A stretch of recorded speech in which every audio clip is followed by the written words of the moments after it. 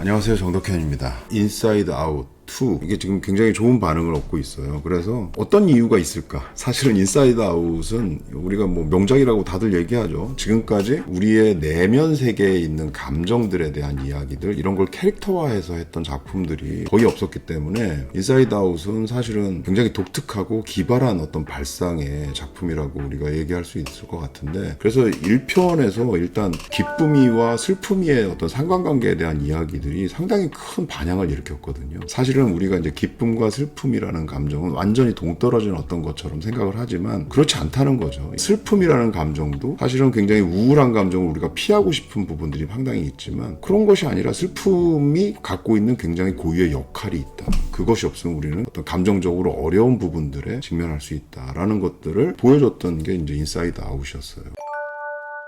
근데 이번에 이제 인사이드 아웃 2는 역시 시즌 2이기 때문에 이 전작보다는 좀 새롭고 확장된 세계를 그려야 되잖아요. 그래서 이제 여기 나오는 라일리라는 인물, 소녀가 조금 더 성장한 인물로 등장을 하죠. 그리고 여기서 이제 핵심적인 건 뭐냐면 사춘기에 들어섰다는 겁니다. 다른 감정들이 이제 드러나기 시작하는 거죠. 그 전에 감정들이라면 때로는 기쁘고 때로는 슬프고 때로는 좀 버럭대기도 하고 굉장히 까칠하기도 하고 또 소심하기도 한 뭐 이런 정도에 머물러 있던 라일리의 감정이 이제 사춘기로 들어서면 타인과의 관계를 만들어가면서 그 안에서 보다 복잡한 감정들이 나오게 되는 거죠. 여기서는 지금 불안, 불업, 따분, 당황이라는 이제 새로운 감정 캐릭터들이 등장을 해요. 근데 그 중에서도 가장 중심적인 역할을 하는 캐릭터는 불안입니다. 불안이라는 캐릭터가 가장 중심적인 역할을 한다는 거는 아무래도 이 사춘기 시절에 많은 사람들이 겪는 첫 번째 어떤 심적 변화, 감정적인 변화 중에 가장 큰 부분이 불안 요소 아닌가라는 생각이 들거든요. 성장해 나가면서 사회생활을 시작하고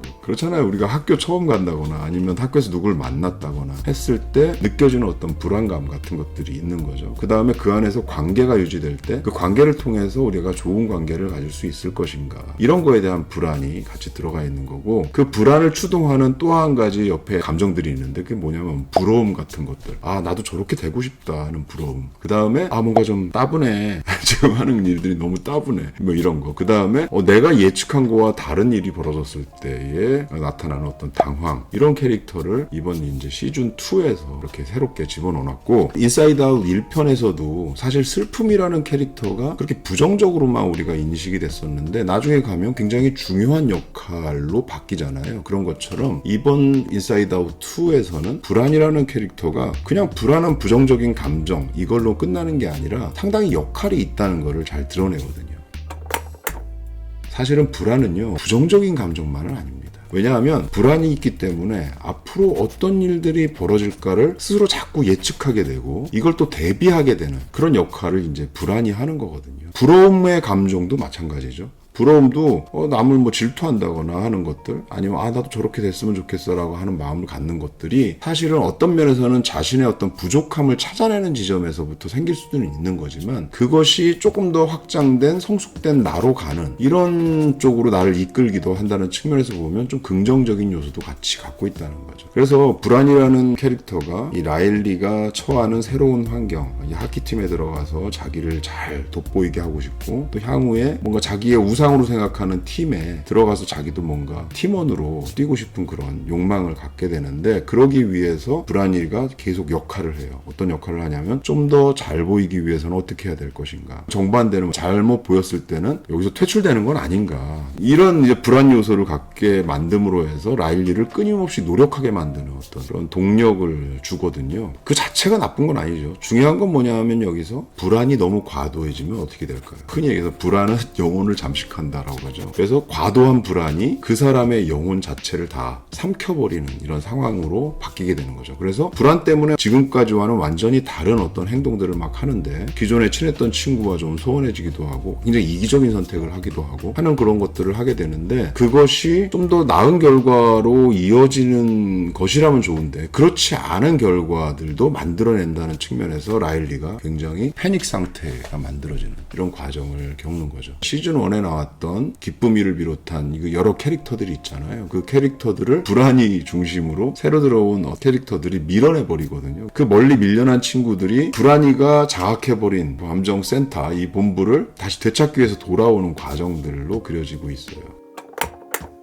여기서 좀 흥미로운 얘기가 뭐냐 하면 이 바깥으로 밀려난 기쁨이는 끊임없이 나는 착한 사람이라고 하는 그 강박관념에 가까운 생각들을 계속 생각하게 만드는 부분들이 있고, 동시에 이 불안이 캐릭터가 난 아직 부족해 라는 생각을 계속 하게 만든다는 거죠. 그래서 이 두 감정이 막 부딪혀요.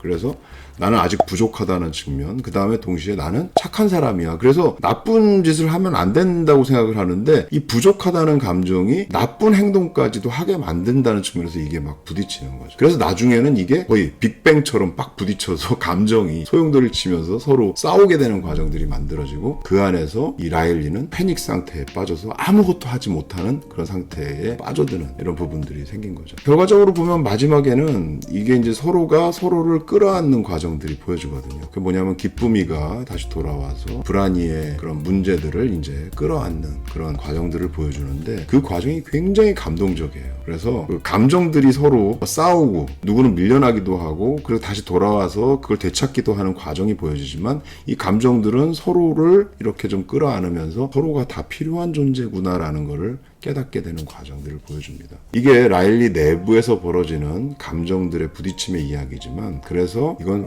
현대인들이 우리가 겪고 있는 어떤 문제들이다 라고 우리가 느끼게 돼요. 그거 뭐냐 하면, 하나는 착한 사람 콤플렉스, 나는 정말 착한 사람이 돼야 되는 이것도 강박관념이고, 동시에 나는 아직 부족해 라고 생각하는 이 부분도 강박관념이라는 거죠. 부족한 나도 그냥 나 자신으로 받아들이고, 동시에 착한 인물이라는 부분도 있지만 나는 또 때로는 좀 나쁜 짓도 해. 근데 그것도 그냥 나 자신이야 라고 이렇게 받아들일 수 있는 과정 안에서 진정한 성장이 이루어질 수 있다는 얘기를 하고 있기 때문에, 이걸 보시는 분들이 어느 순간에, 저도 영화 보면서 좀 놀랐는데 이렇게 주변을 들여다보니까 관객분들이 눈물을 흘리는 분들이 꽤 계시더라고요. 그래서 눈물을까지 흘릴까 이렇게 생각을 해보면, 현실적으로 그런 나를 이렇게 그 극한으로 이렇게 몰아가서 뭔가 강박관념에 빠지게 만드는 이런 상황들에 지금의 현대인들이 상당히 많이 몰려있구나라는 생각을 하게 만드는 작품이기도 합니다.